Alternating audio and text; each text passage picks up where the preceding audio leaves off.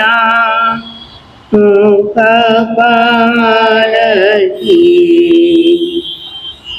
વહેતી નિરમલ સરસ્વતી ગણધર વિશાળ પ્રજ્ઞા સૂત્રરૂપે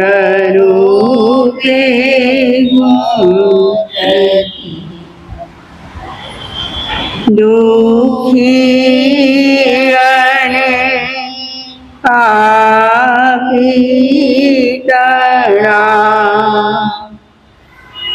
દુઃખ પાપને નિવારતી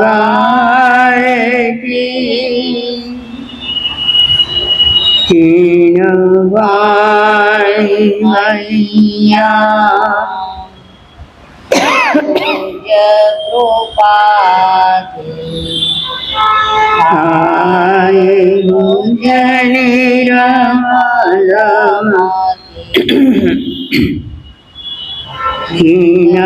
ચીનવાણી મૈયા તુજ કૃપાથી થાય મુજની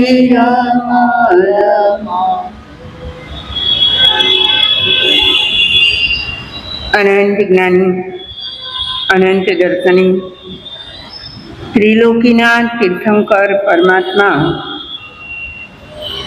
શ્રમણ ભગવાન મહાવીર સ્વામીના શ્રી ચરણોમાં આપણી સૌની ભાવના. મારા તમારા અનંત અનંત ઉપકારી સદગુરુદેવોના શ્રી ચરણોમાં આપણી સૌની ભાવના. અનંત જ્ઞાની પુરુષોએ જગતના સર્વજીવોના આત્મકલ્યાણ માટે આગમોની પ્રાર્થના કરી. આ આગમવાણીમાં ચૂંટેલા જે ભાવો છે નિર્ગ્રંથ પ્રવચન એમને આપણે જોઈ રહ્યા છીએ, જાણી રહ્યા છીએ, સમજી રહ્યા છીએ. આ નિર્ગ્રંથ પ્રવચનમાં જ્ઞાનીઓ આપણને સમજાવે છે કે તું સતત એવું ચિંતન કર કે આપણે ધર્મથી વિમુખ છીએ કે ધર્મથી સન્મુખ છીએ. શાનું ચિંતન? આપણે ધર્મથી નજીક આવ્યા છીએ કે હજુ ધર્મથી દૂર છીએ? તમે તો કહેશો કે ધર્મથી નજીક આવ્યા એટલે તો અહીં ધર્મ સ્થાનકમાં છીએ. પરંતુ મારો કે તમારો આત્મા ખરેખર આત્મભાવમાં રમે, આત્માનું જ સતત ચિંતન કરે, આત્મગુણોને જ અવધારે તો સમજવું કે આપણે ધર્મથી થોડા નજીક આવ્યા છીએ. અહોભવ સંસારમાં અનંત અનંત ચોવીસીઓ પસાર થઈ ત્યાં સુધી દરેક વખતે આપણે હસવું કે નહીં હોઈએ? આપણે તો અનાદિકાળથી છીએ. હા, અને અનાદિકાળથી દરેક જન્મમાં દરેક ભાવમાં મેં કે તમે કર્યું શું? હું મારી પણ વાત કરું છું સાથે. આપણે દરેક જન્મોમાં ધર્મને પામ્યા ખરા? અરે કેટલાક એવા જન્મો હશે કે જીવને સાધારણ શરીર મળ્યું હશે. સાધારણ એટલે કોમન શરીર, હે એટલે કે કંદમૂળના નિગોદના જીવો આપણે થયા છું. ત્યાં આપણને સ્વતંત્ર વિચારધારા હોઈ શકે ખરી? અરે વિચારવાને મન પણ નથી. આવી કેટલીક અવસ્થાઓ પાર કરીને આપણે ક્યાં સુધી પહોંચ્યા? આપણા પરમ ભાગ્ય છે કે આવા દુષ્મ કાળમાં પણ આપણને ધર્મના બે શબ્દો કાને પડે છે. આટલું સદભાગ્ય મળ્યા પછી હવે આપણે વિચારીએ કે ધર્મ ક્યારથી શરૂ કરશું? તમે તો કહેશો અમે તો ધર્મ કરીએ જ છીએ. શરૂ કરવાની ક્યાં વાત છે? તો જે ધર્મ આપણે કરીએ છીએ વાસ્તવિક ધર્મ સુધી પહોંચ્યા છીએ કે નહીં? ત્રણ વસ્તુની ચિંતના કરવાની છે. સમય પ્લસ સમજ અને પ્લસ સ્થિતિ. સમય, સમજ અને સ્થિતિ. આપણને સમય તો મજાનો મળ્યો છે, ભલે પંચમ આરો ચાલતો હોય. તે છતાંય આપણે આર્યભૂમિ અથવા તો જૈન કુળ, સાધુ સમાગમ, શાસ્ત્રવાણી સાંભળવા મળે.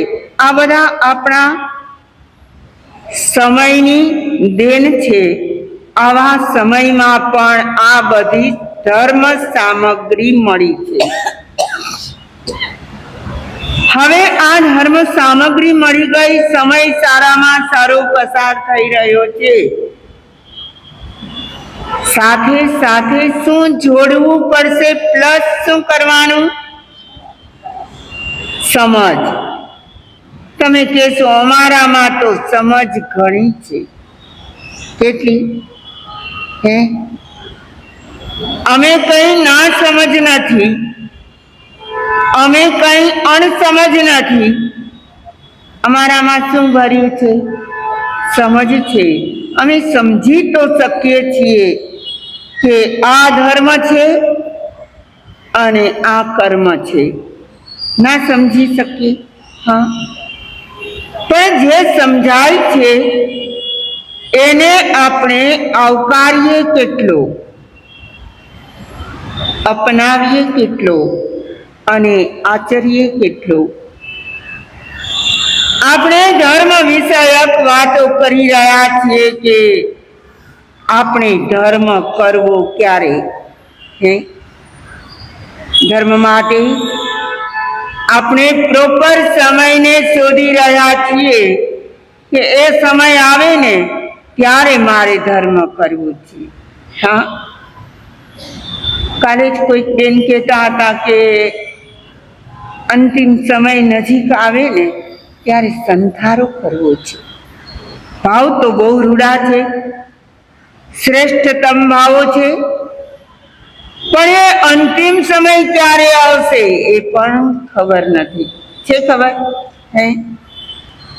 કયા સમયને આપણે અંતિમ સમય કહી શકીએ? એ તો જ્યારે આયુષ્યના અનુબંધો પૂર્ણ થાય ત્યારે આપણે કઈ સ્થિતિમાં હોઈએ, કેવા સ્થાને હોઈએ, તે વખતે આપણી માનસિકતા કેવી હોય, આપણી સમજ કેવી હોય, ત્યારે ધર્મ પ્રત્યે રુચિ કેવી હોય, એ તો બધું આપણે જાણી ના શકીએ.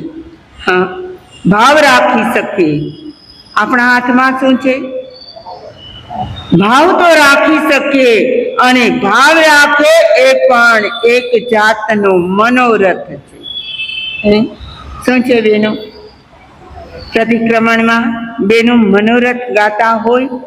અમે પણ અહીં બેસીને પ્રતિક્રમણ કરતા હોઈએ ત્યારે એમ થાય કે ઓહો, કેવા મજાના ભાવો આ કાવ્યમાં ભર્યા છે.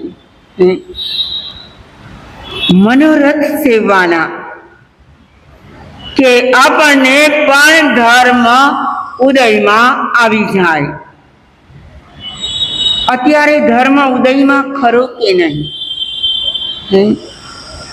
ધર્મના બહુ જ વિભાગો છે. આપણે ધર્મને અંતઃકરણ સુધી પહોંચાડવાનો છે. ધર્મમય બની જવાનું છે. અને અત્યારે જે ધર્મના નામે આપણે કરતા હોઈએ એ બધો બાહરી ધર્મ નથી લાગતો. કેવો ધર્મ? બાહરી ધર્મ એટલે બહારમાં આપણને લાગે કે આપણે ધર્મિષ્ઠ છીએ, આપણે ધર્મ ક્રિયાઓ, અનુષ્ઠાનો, તપ, ત્યાગ બધું જ કરીએ છીએ. અમારા 5-7 કલાક તો શેમાં જાય? કહેતા હોય ઘણા લોકો કે હવે અમારું કામ જ બીજું શું છે? હવે તો અમે ધર્મમાં જ લગભગ સમય વિતાવીએ છીએ. બહુ સારી વાત છે. અશુભમાંથી શુભમાં તો આવ્યા. ક્યાં આવ્યા? અશુભમાંથી શુભમાં તો આવ્યા. સાંસારિક જીવનમાંથી ધર્મમય જીવનમાં આપણે કન્વર્ટ તો થઈ ગયા. વાતાવરણ સરસ મળે, ધર્મની વાણી સાંભળવા મળે, સંતોના સમાગમ થાય એવા વાતાવરણમાં અમે રહીએ એટલે ધર્મ તો હાથ વેતમાં લાગે. કેમ લાગે? કે અમે તો હવે આ ધર્મને પામી ગયા. પણ પામવું તો કઠિન લાગે છે. ધર્મને પામવું તો કઠિન લાગે છે. આપણે 3 બાબતો વિચારી રહ્યા છીએ: સમય પ્લસ સમજ પ્લસ સ્થિતિ. સમયમાં પણ સમજ ભેળવવાની અને સમજની સાથે આપણી શારીરિક, માનસિક, ધાર્મિક, આધ્યાત્મિક સ્થિતિઓ કઈ કઈ ચાલી રહી છે એ પણ વિચારવાનું. જો આ ત્રણેય મળી જાય તો આપણને મળેલો બહુમૂલ્ય આ માનવ ભવ સફળ થઈ જાય. ઘણા કરે છે અને ઘણા કરશે પણ ખરા. માનવ ભવને સફળ કરશે પણ ખરા. પરંતુ આપણે આપણી જ જાતનો વિચાર કરીએ તો કોનો વિચાર કરવાનો? કર વિચાર તો પામ. આપણે પોતે જ નહીં વિચારીએ તો આપણે પામશું શું? સર્વ કલ્યાણ કરીને મોક્ષગામી બની જાય એમાં મારું તમારું કાંઈ નહીં વળે. હા, લોકોને આદત હોય કોઈ ઉચ્ચતમ ઉત્પન્ન થયેલો સરસ મજાનો ધર્મ કરતા હોય, કોઈ તપ કરતા હોય, આપણે એની અનુમોદના કરીએ, એમની પ્રશંસા કરીએ. પરંતુ માત્ર ગુણગ્રામ કરવાથી પણ આપણામાં ધર્મ આવે છે કે નહીં એ બહુ જરૂરી છે. 3 વસ્તુનો સુમેળ થવો જોઈએ: સમય, સમજ અને સ્થિતિ. તમે ઘણી જગ્યાએ કારખાનાઓ જોયા હશે. એમાં ચક્રો ગતિમાન હોય. કોઈ કારખાનું ચાલતું હોય, અંદર કેટલા નાના મોટા એવા ચક્રો ચાલતા હોય. એ દરેક ચક્ર એકબીજાને કંઈક સપોર્ટ પણ કરતા હોય. એના વચ્ચે વચ્ચે આંકડાઓ હોય. 1નો આંકડો બીજામાં જાય ત્યારે બીજું ચક્ર પણ ગતિમાન થાય. આ તો તમારા જીવન વ્યવહારની વાતો છે, તમે જોયેલી વાતો છે. તો ચક્રો એકબીજાના કારણે ગતિમાન થાય છે. જો એમાંથી એકાદ ચક્રને વચ્ચેથી કાઢી નાખવામાં આવે તો એકાદ ચક્રને વચ્ચેથી કાઢી નાખવામાં આવે તો શું થાય? બધું જ અટકી પડે. એ તો તમને બધાને ખબર છે. બરાબર આવું જ એક ચક્ર ચાલે છે, સમય, સમજ અને સ્થિતિનું. એક સ્થિતિનું ચક્ર છે, એક સમયનું છે અને એક સમજનું છે. અરસપરસ એકબીજાના આંકડાઓ જોડાયેલા છે અને એના કારણે એ ગતિમાન થાય છે. જ્યારે આ ત્રણ વસ્તુઓ એક સાથે ગતિમાન થાય ત્યારે શું થાય? ત્યારે આત્મામાં ધર્મ પ્રગટ થાય, કાર્ય સિદ્ધિ થાય, સાધના સિદ્ધ થઈ જાય. અને જેટલા પણ યોગીઓ, સંતો, મહંતો, અરે ભગવંતો પણ જ્યારે સાધના કાળમાં હોય ત્યારે આ ત્રણને એક કરવામાં લાગેલા હોય. પોતાની સમજ લગાવે, કોની સાથે? સમયનું જે ચક્ર ચાલતું હોય એની સાથે. અત્યારે સમય ચક્ર ચાલે છે કે બંધ છે? ચાલે છે. સમયનું ચક્ર તો સતત ફર્યા કરે છે. એની સાથે આપણે આપણી સમજનો આંકડો જોડવાનો છે. અને એ જોડાઈ ગયા પછી આપણા શરીરની સ્થિતિ, મનની સ્થિતિ, આપણા અંતઃકરણની સ્થિતિ, આપણા પરિણામો, આપણા અધ્યવસાયો, એ બધાને પણ એની સાથે જોડવા પડે. ત્યારે આ ચક્ર ત્રણેય એક સાથે ગતિમાન થાય અને ગતિમાન થયેલા એ ચક્રો એક નવું સર્જન કરે. આત્માને પરમાત્મા બનાવી દે. શું કરે? નવું સર્જન કરે. એટલે આત્મા તો અનાદિકાળથી છે, પરંતુ એમાં રહેલી કલુષિતતા, મલિનતા, કર્માધીનતા, એ બધાને અલગ કરીને એક આત્મ તત્વ જગાવે. એને કહેવાય છે સાચા અર્થમાં ધર્મ. તે વખતે સંસારની એક પણ વાતો જીવને યાદ ના હોય.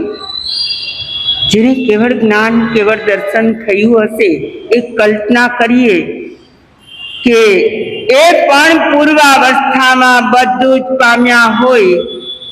રાજવાડાના ઉછરેલા એ રાજકુમારો પણ હોય, અરે રાજાઓ પણ હોય. પરંતુ એ જ્યારે પામ્યા હશે ત્યારે કઈ કઈ વસ્તુઓ એને યાદ હશે? બેનો, કઈ કઈ વસ્તુઓ યાદ રાખે? એ તો આત્મ સ્વરૂપમાં એવી રમણતા કરતા હોય કે એને કોઈ પણ વસ્તુ ભૂલવી ન પડે, તે જે ભૂલાઈ જાય. અને ધર્મની શરૂઆત પણ આવી જ છે. જ્યારે ધર્મ ચચી જાય, જ્યારે ધર્મ પચી જાય અને જ્યારે ધર્મ રૂચી જાય, ત્યારે આખું જીવન ધર્મમય બની જાય. એવા કેટલાક સંત ભક્તોના આપણે જીવનને જાણીએ છીએ. નરસિંહ મહેતા હોય કે મીરાબાઈ હોય, અરે ગમે તે ધર્મના હોય, પરંતુ જ્યારે ધર્મ વસી જાય ત્યારે એને આ દુનિયાદારી ભૂલાઈ જાય છે, પડદો પડી જાય. મારે તો એ કહેવું છે કે નિર્ગ્રંથ પ્રવચનકાર એક પછી એક ગાથામાં આપણને કેવા સુંદર ભાવો સમજાવે છે. આપણે ગઈકાલે એક ગાથાની શરૂઆત કરી છે. કઈ ગાથા હતી? શ્રી 10 વૈકાલિક સૂત્રની 8મા અધ્યયનની ગાથા છે. જરા જાવન પીડઈ વાહી જાવન વઢઈ જાવિંદ્રિયા ન હાયંતી તાવધમ્મમ સમાચરી. હા, આગળની ગાથામાં 10 દશાઓમાં આપણે ક્યાં ધર્મ કરવો એ આપણે નક્કી કરવાનું હતું, પરંતુ અહીં તો જીનેશ્વરો ખુદ કહી દે છે, એ પોતાનો નિર્ણય દર્શાવી દે છે કે જ્યાં સુધી વૃદ્ધાવસ્થા આવી નથી, જ્યાં સુધી શરીરમાં રોગ કે બીમારીઓએ પ્રવેશ કર્યો નથી, અને જ્યાં સુધી ઇન્દ્રિયો બધી કામ બરાબર આપે છે, ત્યાં સુધીમાં તાવ ધમ્મમ સમાચરી. ધર્મ ક્યાં સુધીમાં કરવાનો? ગટપણમાં ગોવિંદ ગાશું. ક્યારે? અમે તો ગટપણમાં ગોવિંદ ગાશું. ગોવિંદને ક્યારે યાદ કરશું? હા, જન્માષ્ટમી આવી રહી છે, બધા ત્યારે તો યાદ કરશે, પણ આપણે વિચારીએ આપણા પરમાત્માને આપણે ક્યારે યાદ કરશું? એના ગુણગાન ક્યારે ગાશું? એના આત્મા જેવો આપણો આત્મા બની જાય એવા ભાવ પણ આપણને ક્યારે જાગશે?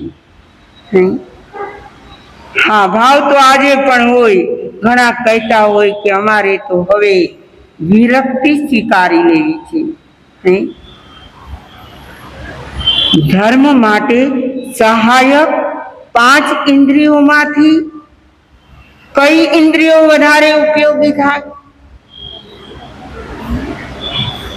ધર્મ માટે આપણને મળેલી 5 ઇન્દ્રિયો, એમાંથી વધારે સહાયક કોણ થાય? કાન અને બીજા નંબરે આંખ. બાકી તો આપણા શરીરની પુષ્ટિ માટેના છે.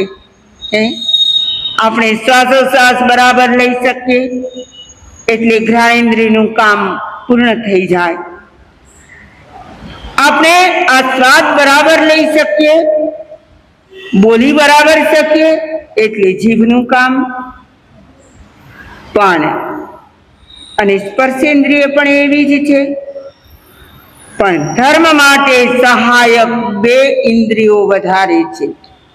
મને તો લાગે છે કે આપણે કાન અને આંખ મજબૂત રહે, બેસાબૂત રહે, ત્યાં સુધીમાં તો ધર્મ કરી લઈએ. પણ કાન પણ હવે તો ડૂકવા માંડ્યા હોય,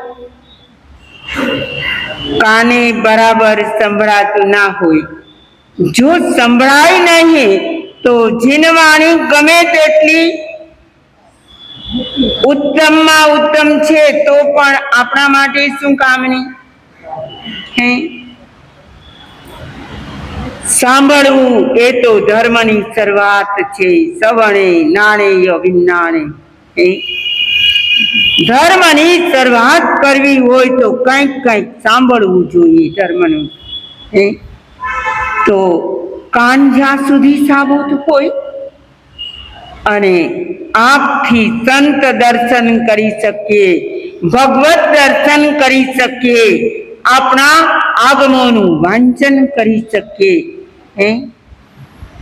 ત્યાં સુધીમાં તો કંઈક કરી લઈએ. હામણામાં પણ બે જ વાત છે ને, શરૂઆતની 3 વાતમાં 2 વાત. હા. હામણામાં શું આવી? કર્ણ સાંભળીને હા, માં સતીજી યાદ કરાવે છે, કર્ણ પવિત્ર કરતા હતું આંખ હે? પવિત્રની કર્ણ પવિત્ર. અને આંખને પવિત્ર કરતા હતું હે?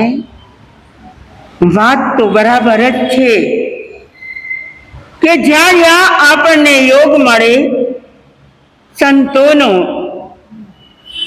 તો દર્શન કરીને આંખને પવિત્ર કરીએ, અને જ્યાં જ્યાં પરમાત્માનો યોગ મળ્યો હશે ત્યાં પણ આપણે આંખથી જ દર્શન કર્યા હશે. એ સિવાય અગર ધર્મવાણી ક્યાંય પણ સાંભળી હશે તો કર્ણ પવિત્ર થયા હશે. આપણે પણ આ 2 ઇન્દ્રિયો બરાબર રહે ને ત્યાં સુધીમાં તો ધર્મને પામી જવું જોઈએ. ધર્મનો મર્મ સમજાઈ જવો જોઈએ, આચરણમાં મુકાઈ જવું જોઈએ. તમે કહેશો એમ ઈચ્છીએ ને ધર્મ આવી જાય? આપણે ઈચ્છીએ કે આજથી મારે ધર્મ જ કરવો છે, તો ધર્મ આવે કે ના આવે? હા, અધર્મનો ત્યાગ કરો, ધર્મ તમારી સાથે જ છે. કરવાનું શું છે? અધર્મ, પાપાચાર. હમણાં જ માં સતીજી એમના પ્રવચનમાં ઈર્ષાની વાત કરી હતી. ઈર્ષા શું છે? પાપ છે, અધર્મ છે, ન કરવા યોગ્ય છે. આવી ન કરવા યોગ્ય વસ્તુઓનું લિસ્ટ બનાવવું કેટલું થાય? એવું લિસ્ટ ક્યારે બનાવ્યું? નહીં. અરે કરવા યોગ્ય શું છે એનું તો લિસ્ટ બનાવો. અરે લિસ્ટ બનાવવા કરતા સીધે સીધું મનમાં આવ્યું અને એ વસ્તુ ઉત્તમ છે, સારી છે, અપનાવી લો. આવું કરી શકાય કે નહીં? તમને ખબર છે, આપણા શ્રી ઉત્તરાધ્યન સૂત્રમાં ભગવાન મહાવીરની અંતિમ દેશના છે. ઉત્તરાધ્યન સૂત્રની વાતો તમે ઘણી બધી સાંભળી હશે. એમાં ઇક્ષુકાર રાજાનું એક આખું અધ્યયન છે. 14મું અધ્યયન. 14મા અધ્યયનમાં ઇક્ષુકાર રાજા, કમળાવતી રાણી, ભૃગુ પુરોહિત, યશા એમની પત્ની, દેવભદ્ર અને યશોભદ્ર એમના પુત્ર, 6 જીવનો અધિકાર. કેટલા જીવો? આ 6 આત્માઓએ શું કર્યું કે ભગવાન મહાવીરે ખુદ પોતાના મોઢેથી અંતિમ દેશનામાં આ 6 જીવનો અધિકાર કહ્યો. જો તો ખરા, ભગવાનના મોઢામાં જેનું નામ આવે એ આત્માઓ કેવા ઉચ્ચતમ કક્ષાને પામેલા હોય. અને તમે કથા તો બધા જ લગભગ જાણતા હશો. ક્યારેક ક્યારેક આખા ચોમાસાના પ્રવચનો તરીકે પણ આ અધિકાર સંતોએ, સતીજીઓએ લીધો હોય. ઇક્ષુકાર રાજા અને કમળાવતી રાણી, આ 2માં પણ નારીનું પ્રાધાન્ય એટલા માટે રહ્યું કે જ્યારે દેવભદ્ર યશોભદ્રને વૈરાગ્ય જાગ્યો, બહુ શોર્ટમાં વાત કરું છું, એમણે પણ સંતની ચર્યા જોઈ. એમને તો ના પાડવામાં આવી હતી, જૈન સંતો પાસે જવું નહીં. શું? એ તો ભૃગુ પુરોહિત હતા, બ્રાહ્મણ હતા, બ્રાહ્મણ ધર્મ વિકસેલો હતો, અને સૌ પોતાના ધર્મ માટે જ પ્રેરણા કરે ને બાળકોને. શું કહે છે? જૈન સંતો મળે ને એના પરિચયમાં ન આવવું. અને એ બાળકો એકવાર બહાર ગયા છે, કોઈ વૃક્ષ પાસે રમી રહ્યા છે અને દૂરથી આવતા જોયા કોને? જૈન સંતોને. આહા, પિતાએ શિખામણ આપી છે જૈન સંતોની પરિચર્યાને, એમના પરિચયને વધારે વધારે કરવો નહીં. એટલે બંને વૃક્ષ પર જતા રહ્યા. પણ જોગાનું જોગ જુઓ, એમને ધર્મ પ્રગટવાનો હશે. મારે શું કહેવું છે? ધર્મની એમના જીવનમાં શરૂઆત થવાની હશે. એ જે વૃક્ષ પર બેઠા છે બંને ભાઈઓ, ત્યાંથી જ પેલા પસાર થાય છે અને એ જ વૃક્ષ નીચે એ સંતો બેસી ગયા અને સાથે બાજુના ગામમાંથી કંઈ ગોચરી ઓરી આવ્યા છે એ વાપરવા માટે બેઠા. અને બહુ જીવદયાનું પાલન કરતા કરતા કોઈ જીવોને હાનિ ન પહોંચે એ રીતે એમણે આહાર કર્યો. અને આ આહારની પ્રક્રિયા કોણે જોઈ ઉપર રહીને? દેવભદ્ર અને યશોભદ્ર. એમને થયું કે મારા પિતાજી તો મને ડર બતાવતા હતા, એ સંતોની નજીક ના જવું. કયા? જૈન સંતો. અને આ સંતો તો કીડી મકોડાની પણ દયા પાડે છે. આપણને શું કરે? કાંઈ જ ન કરી શકે. આ દ્રશ્ય એમના મગજમાં વસી ગયું, અમારે પણ આવા સંત બનવું છે. જો પૂર્વના કાઢેલા દૂધ હોય. કેવા દૂધ? પૂર્વની આરાધનાઓ હોય અને આવું નિમિત્ત મળી જાય પછી શું બાકી રહે? ઘરે આવ્યા, માતા પિતાને વાત કરી અને એ બંને ભાઈઓ કહે છે અમારે સંયમ સ્વીકારવું છે. અને જે એકવાર અંતઃકરણથી જાગી જાય એને કોણ અટકાવી શકે? માતા પિતા સમજાવે ખરા, પણ માં કહે છે બાળકો નહીં તો મારું જીવન કેવું? હા, એટલે હું પણ એમની સાથે જઈશ. તો ભૃગુ પુરોહિત વિચારે કે જો ઘરમાંથી 3 સભ્યો જતા હોય તો હું કોના આધારે રહીશ? એ પણ તૈયાર થયા. અને જ્યારે એ જવાના વિચારમાં છે, ભાવમાં છે, ત્યારે એમની સર્વ સંપત્તિ, આહા બેનોને કથા આવડે છે, ગાડા ભરી ભરીને ક્યાં જાય છે? બિન વારસની સંપત્તિ કોને મળી? રાજાને મળી. અને આવતી જોઈ કમળાવતી રાણી સજાગ થઈ ગયા. જો સ્ત્રી શક્તિ કેટલી છે!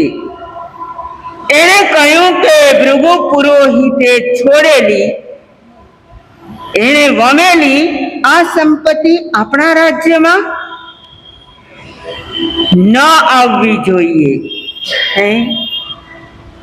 અને કમળાવતી રાણીનો એવો પ્રભાવ પડ્યો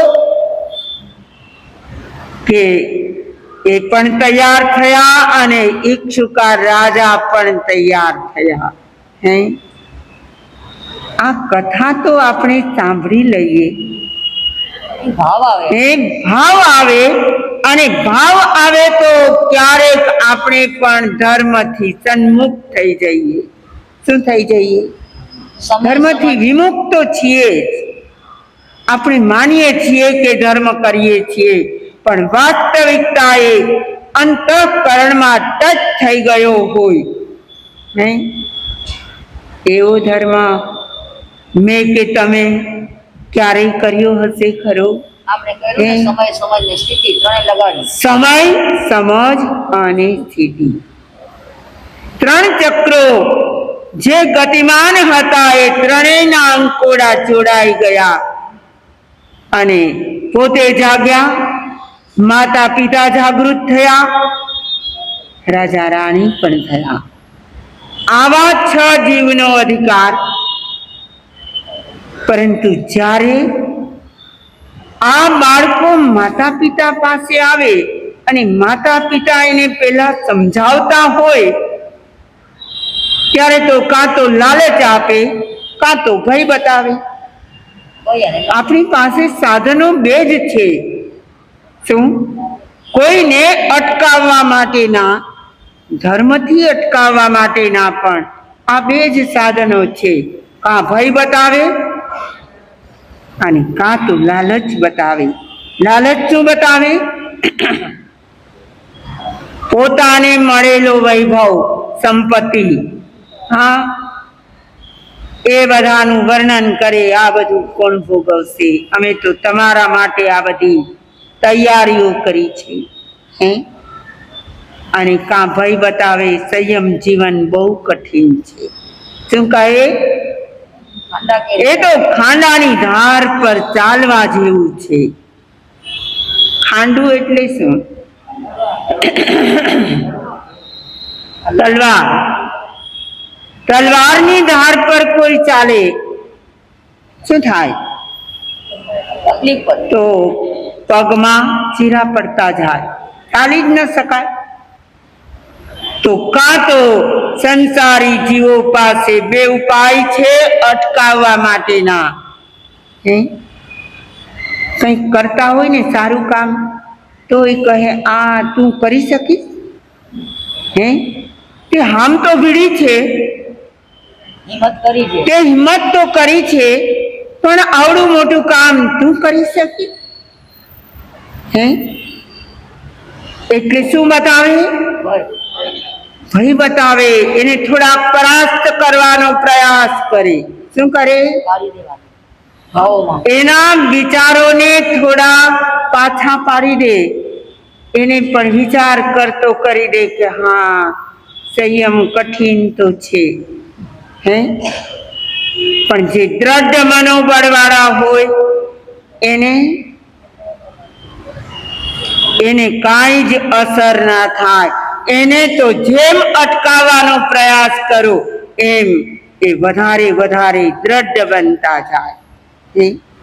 સુવર્ણને જો અગ્નિમાં નાખવામાં આવે તો શું થાય? વધારે વધારે એનું શુદ્ધિકરણ થાય. દીક્ષાર્થી જે પણ તૈયાર થયા હોય, દરેકના મા બાપે સાવ સહેલાઈથી રજા આપી દીધી હોય ખરી? આપી દીધી હોય. થોડી ઘણી તો એની પણ કસોટી તો કરી કે એ જે હરણફાળ ભરવા તૈયાર થયો છે, પછી એ નાસીપાસ તો નહીં થાય, હેરાન તો નહીં થાય. આવા મા બાપને અનેક વિચારો આવે. પણ દ્રઢ મનોબળવાળા દેવભદ્ર, યશોભદ્ર માતા પિતા પણ તૈયાર થયા અને રાજા રાણી પણ તૈયાર થયા. અને એ કુમારોએ બધી જ સમજાવટ, માતા પિતાની બધી જ શિખામણો બધું જ શાંતિથી સાંભળીને પોતાની આવનારી કઠિનાઈઓ પણ સાંભળી અને માતા પિતાએ જ્યારે કહ્યું કે હવે જો તમે માનતા જ ના હો તો શું કરવાનું? હવે અમારા તરફથી તમને રજા છે. પણ મા બાપના મનમાં એવો પણ ભાવ હોય કે દીક્ષાનો મહોત્સવ સરસ રીતે કરીએ, એની તૈયારી પણ કરી લઈએ, પછી આગળ વધીએ.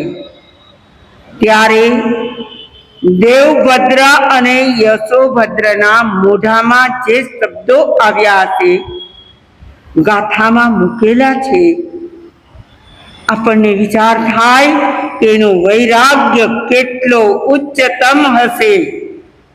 ગાથાનું જ ચરણ છે અજેવ ધમ્મમ પરિવર્જયામ. શું હે અજેવ એટલે અમે તો આજે જ, અજ એવ, એવ એટલે જ, જકારથી જ્યારે વાત થાય, જકાર મૂકવામાં આવે ત્યારે એ વાતની દ્રઢતા દેખાય. શું કહે છે? અજેવ ધમ્મમ પરિવર્જયામો. અમારે હવે કઈ વિલંબ કરવો નથી. તમારે તો કરવો છે. હે અરે તમારે તો શું, અમારે પણ વિચારવાનું તો છે.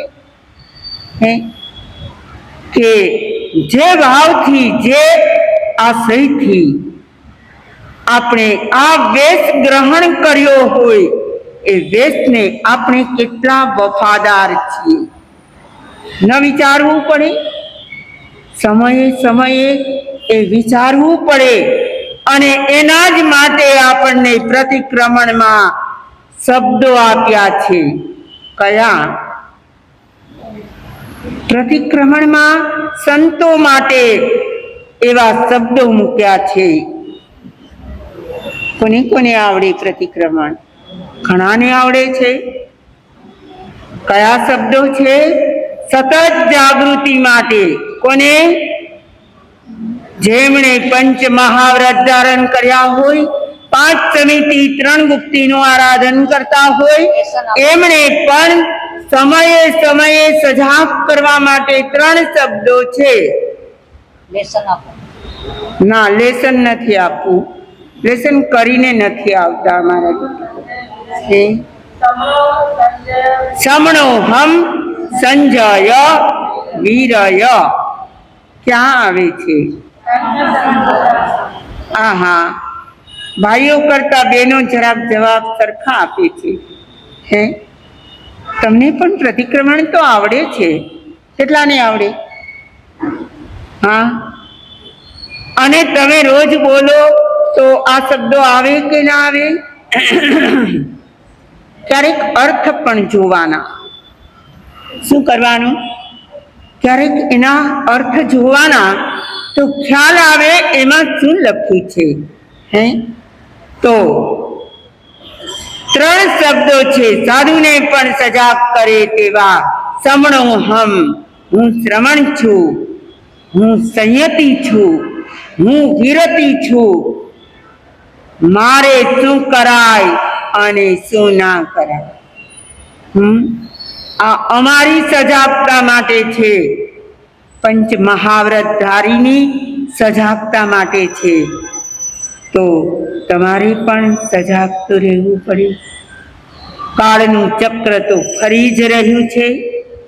ક્યારે આપણા પર પડશે કાંઈ ખબર નથી. છે ખબર? કાંઈ ખબર નથી. તો આપણે પેલા સમય, સમજ અને સ્થિતિને એક કરીને એને ગતિમાન કરીએ અને આપણા જીવનમાં ધર્મ આવી જાય તો આ મોંઘો મનુષ્યનો જન્મ સફળ થઈ જશે. શું થઈ જશે? મનુષ્યનો મોંઘો જન્મ પણ સફળ થઈ જશે. હજુ પણ નિર્ગ્રંથ પ્રવચનકાર આપણને સજાગ કરવા માટે કેવા કેવા ભાવો દર્શાવશે, એના ભાવો અવસરે